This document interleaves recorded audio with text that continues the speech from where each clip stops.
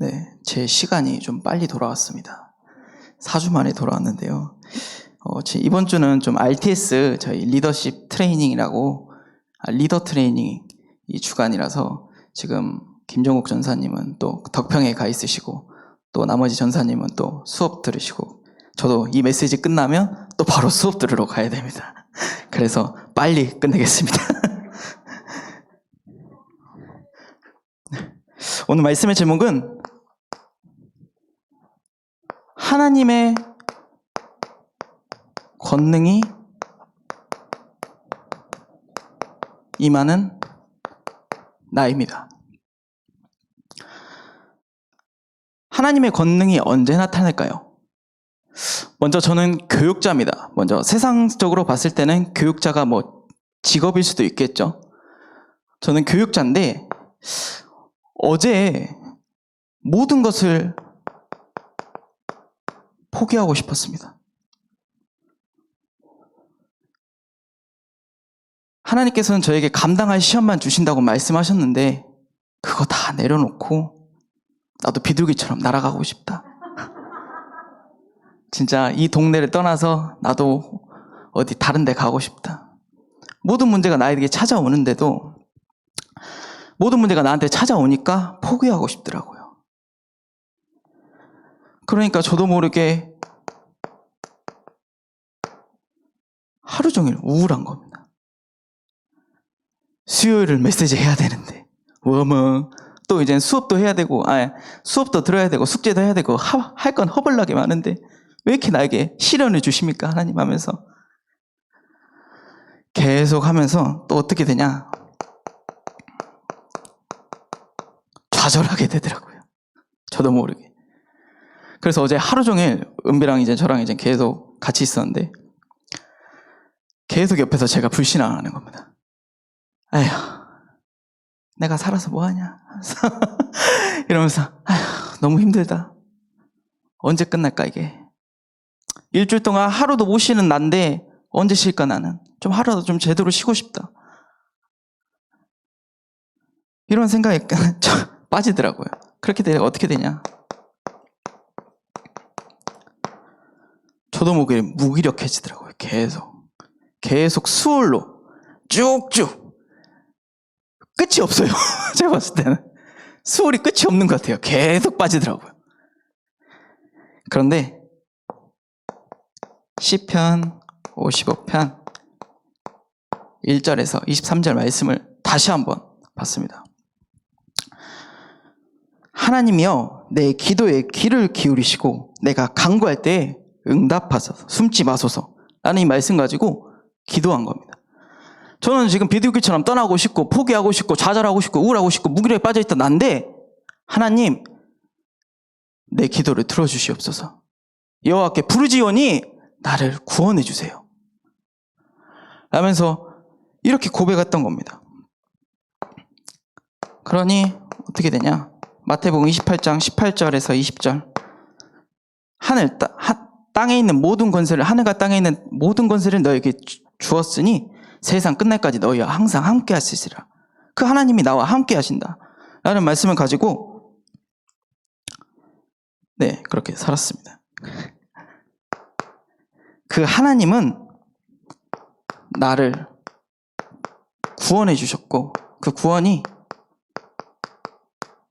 하나님과 항상 함께 하는 겁니다.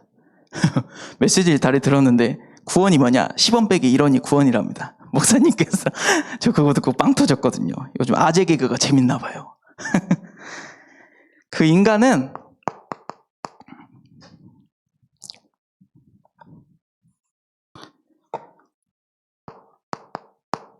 인간만 오직 하나님과 함께 할 수 있고 하나님의 형상대로 지어진 영적 존재입니다. 그 영적 존재로서 생육하고 번성하여 땅에 충만하라, 땅을 정복하라, 모든 것을 정복하라고 다스리라고 말씀하셨습니다. 우리를 누구로 부르셨냐? 복의 근원으로 우리를 부르셨습니다. 이것이 인간의 정체성입니다.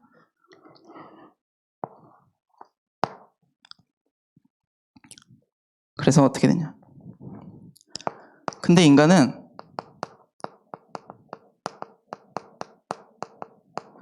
영적 문제에 빠지게 됩니다. 그게 뭐냐? 하나님을 잃어버린 거죠. 저도 한순간 포기하고 싶고 우울하고 싶고 좌절하고 무기력되니까 한순간에 하나님을 잃어버리더라고요. 이렇게 되돌아오는 시간이 그래도 주기적으로 짧아졌지만 한 번 빠지니까 계속 수월로 나의 영적 문제를 계속 들어가더라고요. 하나님을 잃어버리니까. 왜?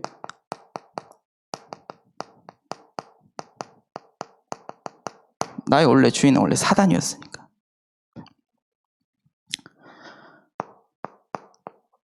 근데 왜 이러냐? 저의 오래된 문제더라고요, 이게. 전 지속도 못하고요. 빨리 포기하고요. 저도 모르게 우울증이 있고요. 저희 엄마한테 물려받은 우울증이 있고 좌절, 허벌나게 잘합니다. 저 집에 하루 종일 있잖아요. 하루 종일 휴대폰하고 무기력에 빠져가지고 하나님 말씀과 상관없이 세상에 불신자처럼 사는 겁니다. 근데 보니까 저한테 오래된 깊은 뿌리 속에, 내면 속에 있는 저의 오래된 문제더라고요.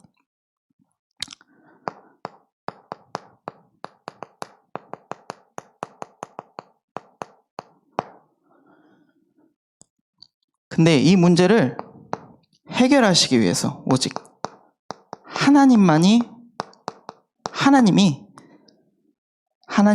나를 찾아오셔야 됩니다.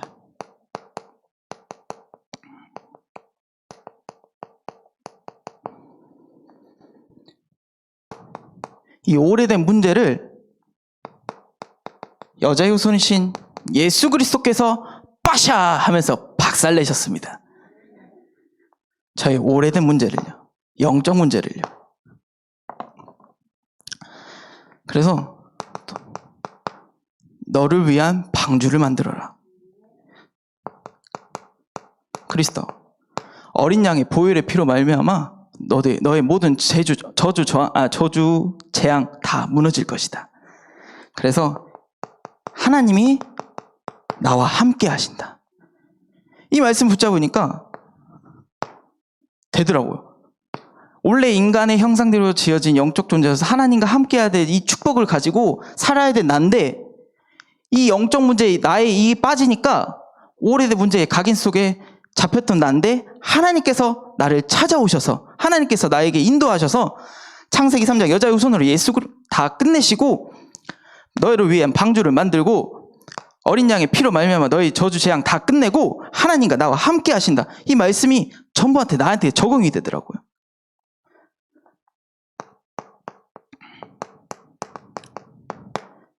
요한복음 1장 14절 말씀이 육신이 되셔 오셔서 십자가에서 다 끝내셨습니다.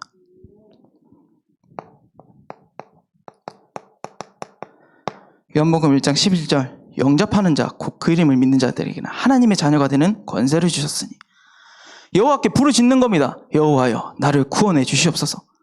나는 구원받은 하나님의 자녀인데도 불구하고 다시 한번 여호와여 구원해 주시옵소서. 나의 오래된 문제, 영적 문제 계속 가져가야 될 거지만 그래서 하나님께 그래도 저는 기도와 간구합니다. 하나님 저를 구원해 주시옵소서. 그래서 하나님과 모든 것을 함께 누려야 됩니다. 고린도전서 3장 16절에 성령이 내 안에 계시고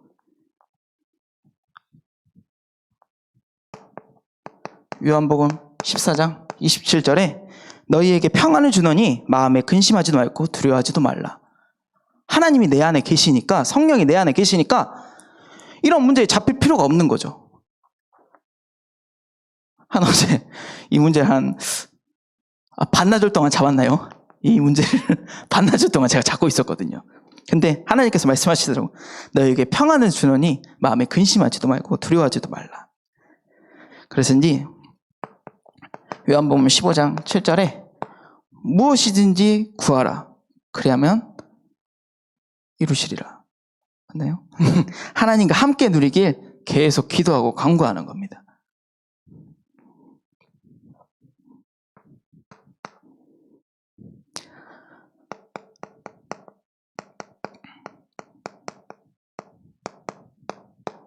그래서 하나님과 함께 하니까 사단은 결박 쉘이 박아버리고요. 박살 내는 거죠. 그래서 천만 천사가 나와 함께 하시고 나를 가는 발걸음마다 모든 현장마다 천만 천사가 파송되어서 나를 지키신다. 그 하나님의 보좌의 축복이 나에게 임하실 겁니다. 그래서 제가 이것을 진짜 누리기 위해서 어떻게 했냐? 먼저 기도부터 하자. 어제 제 방에 들어가가지고 하나님 딱 하는 순간 먼저 제 마음에 딱 이렇게 오는 거예요. 말씀부터 들어라. 예배부터 해라. 그래서 바로 그냥 예배부터 도전한 겁니다. 아무것도 안 되더라고요. 막 옆에서 그것도 훈련이야. 너 그런 거 다 훈련이야. 너 문제 있는 거 다 훈련이야. 훈련도 훈련 나름이죠. 내가 얼마나 힘든데. 근데 그런 거 다 내려놓고 하나님께 예배하는 존재니까 하나님께 예배로 영광 돌렸습니다. 그래서 어떻게 되냐? 하나님께 기도할 수 있는 힘이 있더라고요. 이 신분과 권세의 축복을 가지고 이 사단의 이 영적 문제, 오래된 문제를 박살낼 수 있는 그 기도에 영적인 힘이 있으니까 저에게 하나님께서 응답하시더라고요. 전 말 잘 못합니다. 근데 이건 제 겁니다. 어제 하루였지만 어제 하루 동안 이 모든 것을 제 걸로 잡았습니다. 그래서 저는 오직 믿음으로 도전할 것입니다. 먼저 무엇이냐?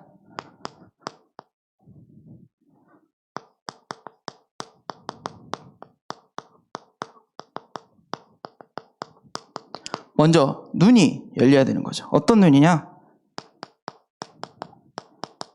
세상은 왜 멸망하는가? 그렇기 위해서는 역사를 보면 되지 않겠습니까? 위대한 강대국들이, 애국들이 왜 다 무너졌겠습니까? 그 불신자는 왜 고통을 받을까요? 제가 이번에 친구들한테 드디어 말했습니다. 나 이제 교회 목사할 거다. 목사의 길로 인도받을 거다. 하니까 친구들이 하는 말이 야, 너 옛날에 학교폭력 그것부터 먼저 회개 받으라고. 그것도 받고 너 이 새끼 너는 목사할 그릇이 아닌데? 그게 어디서 성스러운 곳에서 네가 너를 받아주냐 하면서 이렇게 막 말을 하더라고요. 근데 저희 친구들을 한 명 한 명씩 놓고 기도하다 보니까 하나님을 잃어버리니까 제 친구 제가 첫 메시지 때 그때 얘기한 것 같은데 친구 누나 둘이 이제 자살해가지고 이제 할아버지 할머니 먼저 자살하시고 그다음에 친구 누나가 자살해가지고 지금 친구 우울에 빠져 있어가지고 지금 정신병원 다니고 있습니다. 한 명은 돈의 노예가 돼가지고 내 꿈은 카푸어가 되는 거야. 이젠 카푸어가 뭐냐면 이젠 차에다가 올인하는 그런 사람들을 보고 말하는 그런 사람들이거든요. 최종 꿈이 뭐냐? 람보르기니 이런 차를 사고 싶대요. 7억 8억 하는 차를. 그래서 지금 얼마 모았냐니까 500만 원밖에 안 모았대요. 어느 세월에 하려니까 걱정 마, 인생은 한 방이다. 이런 생각을 가지고 있다니까요. 그러니까 어떻게 돼요? 좌절되는 거죠. 현실을 볼 때는. 근데 이런 것에 묶이지는 게 아니라 우리 오직 이 참수반교회는 오직 복음 전하는 교회로 세워져야 될 것입니다. 그래서 나는 사람을 살린다. 먼저 내 주변 사람들도 내 가족도 못 살리는데 내가 누구를 어떻게 살리겠냐. 먼저 나부터 살리고 내 친구들 살리고 그 가는 발걸음 현장마다 모든 사람 살린다. 이 축복을 모든 이 참수반교회 성도분들과 우리 전도자분들이 누리시길 바라겠습니다. 그래서 하나님께서 내게 주신 언약이 있습니다. 그것이 무엇이냐? 창세기 12장 1절에서 3절. 너는 복의 근원이 될지라. 나는 복의 근원입니다. 여기 앞에 있는 참사목교의 모든 성도분들도 복의 근원이십니다. 그렇기 때문에 내가 가는 발걸음마다 그 현장이 살아날 것이다. 왜냐? 나는 하나님의 형상되어 지음받은 영적 존재로서 하나님의 자녀로서 그 현장은 살아날 것이다. 나는 복의 근원이기 때문에. 그래서 너를 위해서 방주를 만들고 신명기 6장 28장 이 언약이 실현될 것입니다. 그래서 마태복음 28장 18절에서 20절. 하늘과 땅에 있는 권세를 너희에게 주었으니 내가 세상 끝날까지 너희와 하나님이 나와 항상 함께 하신다는 그 언약 붙잡고 오직 가는 곳마다 증인으로 세워져 가이사 앞에 서는 그날까지 저는 내게 주신 언약 붙잡고 달려갈 것입니다. 또 어떤 언약이 있냐? 호남세계 후대복음화의 언약입니다. 내가 할 수 있는 것은 무엇일까? 호남을 위해서 내가 할 수 있는 건 무엇일까? 세계를 위해서 내가 할 수 있는 건 무엇일까? 후대를 위해서 내가 할 수 있는 건 무엇일까? 라는 그 언약을 하나하나씩 맞춰 나가는 겁니다. 저도 분명히 있겠죠. 확실히 들으면 알려드리겠습니다. 그래서 237 5촌족족 살리는 전도자가 되시고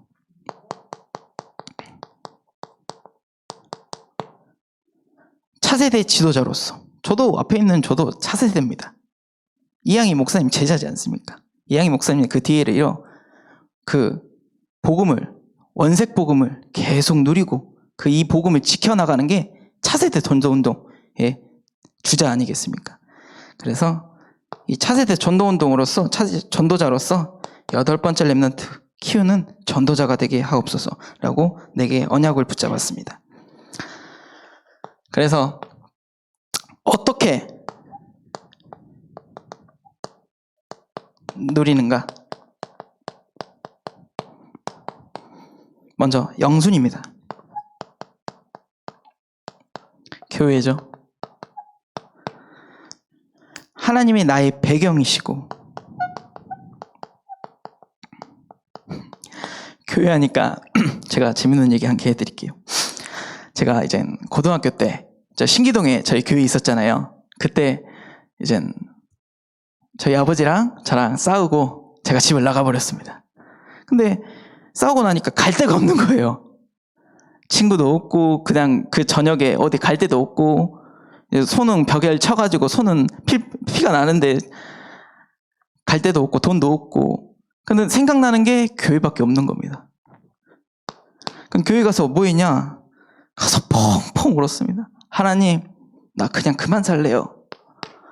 나 이 집에서 도저히 못 살겠어요. 우울해. 난 계속 좌절될 것 같아요. 나 차라리 데리고 가시면 안 돼요? 이런 기도했다니까요. 하나님, 나 다 포기하고 싶어요. 제가 고등학교 때부터 그런 포럼을 했다니까요. 오래된 문제라니까 이게. 오래된 문제예요. 근데 그때 한 분이 딱 두 분이 찾아오셨어요. 제 귀에 펑펑 울고 있는데 누구냐? 담임 목사님하고 이영광 목사님이 그때 아직도 기억나요. 그때 찾아오셔가지고 이제 담임 목사님도 이제 본인 얘기를 해주시면서 그때 저를 꼭 안아주시면서 괜찮다. 이거 하는데 서럽게 더 펑펑 울게 되는 겁니다. 제가. 기댈 곳이 없었거든요. 이때까지. 자세한 건 기억이 안 납니다. 근데 괜찮다. 이 기억밖에 안 나요.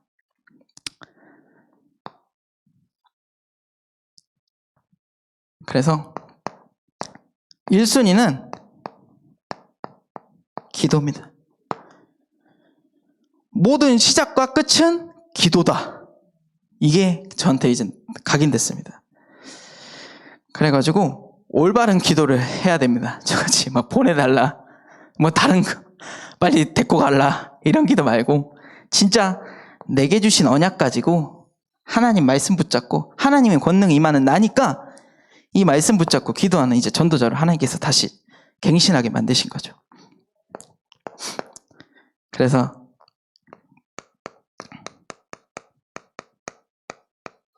우선순위가 저는 이제 전도와 선교의 응답을 받으려고 합니다. 담임 목사님께서 이제 교육자 회의하실 때 현장을 가보라고, 실패해도 괜찮다고, 그게 너희 다 자산이다, 그러시는 거예요. 그래서 우리 유치부 랩런트부터 가야겠다. 한 번도 보지 못한 부모님도 있지만 그냥 도전해봐야겠다. 실패하든 안 하든 상관없다. 성공하든 안 하든 상관없다. 나는 그냥 하나님 말씀 붙잡고 간다. 나는 하나님께서 내게 뭐라 그러셨냐? 나는 복의 근원이라고 하셨지 않습니까? 그래서 그 말씀 붙잡고 지금 기도하면서 준비하고 있습니다. 그래서 세 번째로 하나님의 권능이 임하는 납니다.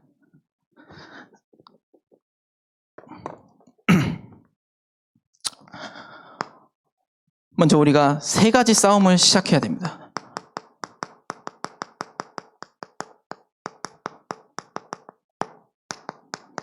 무엇이냐? 자신과 싸움입니다.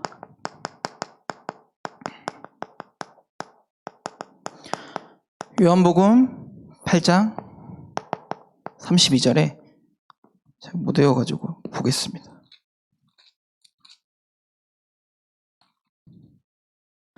진리를 알지니 진리가 너희를 자유롭게 하리라. 진리가 무엇입니까? 하나님의 아들이, 하나님의 자녀로 충분한데 인간은 나도 모르게 나를 나타내려고 하는 그런 존재지 않습니까?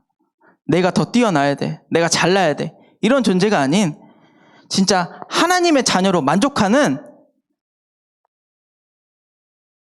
전도자가 되어야 된다는 거예요. 그래서 또 어떤 싸움이냐?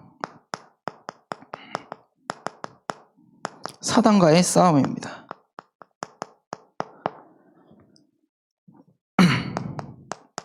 마태복음 28장 18절에서 20절, 또 요한일서 3장 8절. 하나님의 아들이 나타나신 것은 마귀의 일을 멸하러 하심이니라.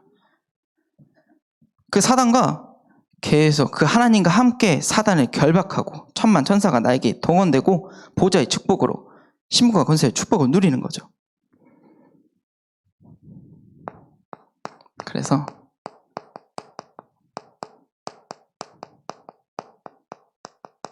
세상과 싸움입니다. 그러면 우리는 하나님의 권능이 언제 임할까요?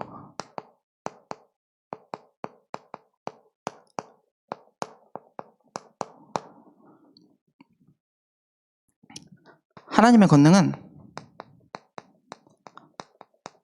하나님의 자녀가 되는 순간부터 임합니다.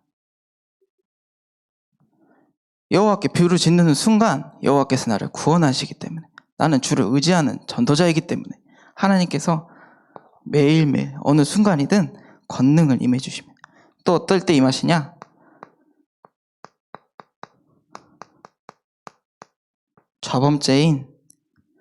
자범죄를 그리스도로 끝낼 때, 자범죄가 창세기 3장, 6장, 11장에서 나오지 않습니까?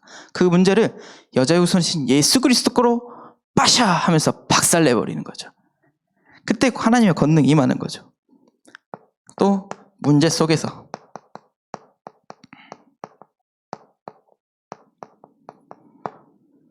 다윗도 얼마나 힘들었겠습니까? 친구한테 배반당해, 자식한테 배반당해. 그런데 그런 문제 속에서도 하나님의 권능이 나한테 임하십니다. 그래서 우리는 나의 삶에서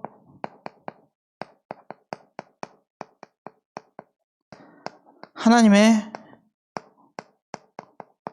목적을 발견하는 순간 하나님의 권능이 임하는 거죠.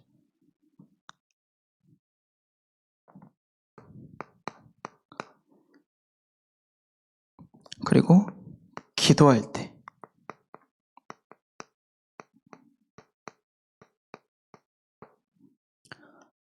저 기도 잘 못합니다. 죄송하지만 저 기도 잘 못하고요, 말도 잘 못하고요. 그런데 내 안에 있는 하나님께 집중하고 하나님 말씀만 가지고 기도하는 전도자가 되게 하면서 계속 기도합니다. 좀 엄마가 항상 스피치 좀 다니라, 좀 말 좀 잘하게, 괜찮다. 하나님께서 나에게 임하실 거다. 권능이 나에게 임하시기 때문에 나는 괜찮습니다. 그래서 마지막으로 또 어떤 게냐, 예수 그리스도로 만족할 때 하나님의 권능이 제일 임하십니다. 네, 그래서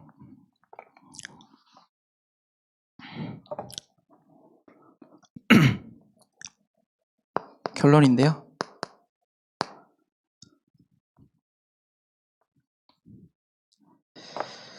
우리는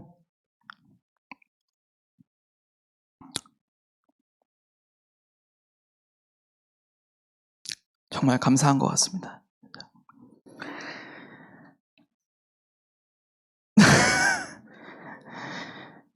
하나님의 권능이 임하는 나로서 우리는 무엇을 먼저 해야 되냐?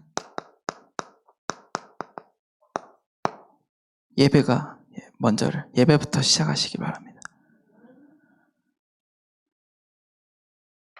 별거 아닌 것 같은데도 하나님께서 예배하실 때 하나님의 권능이 제일 임하는 것 같고, 그 속에서 기도할 때 또 하나님의 권능이 임하고, 또 그 속에서 하나님의 응답을 주실 때 나에게 권능이 임하는 그 하나님께 예배하는 자로서 진짜 그 예배를 통해서 하나님이 주신, 나에게 주신 정확한 언약 붙잡고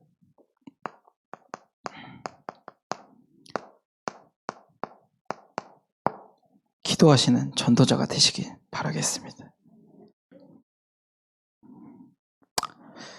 저도 부족합니다. 부족하고 저도 물질에 걸리고 사람에 걸리고 성공에 걸리는 전데, 그런 존재인 난데도 하나님께 부르짖으니 여호와께서 나를 지키시고 주를 의지하는 전도자로 하나님께서 이 자리에 또 서게 하셨습니다. 그래서 모든 우리 참소만교회 성도분들이 하나님의 권능이 임하는 전도자가 되시길 예수 그리스도 이름으로 기도하겠습니다. 우리 받으신 말씀 가지고 합심으로 기도하시겠습니다. 하나님 아버지.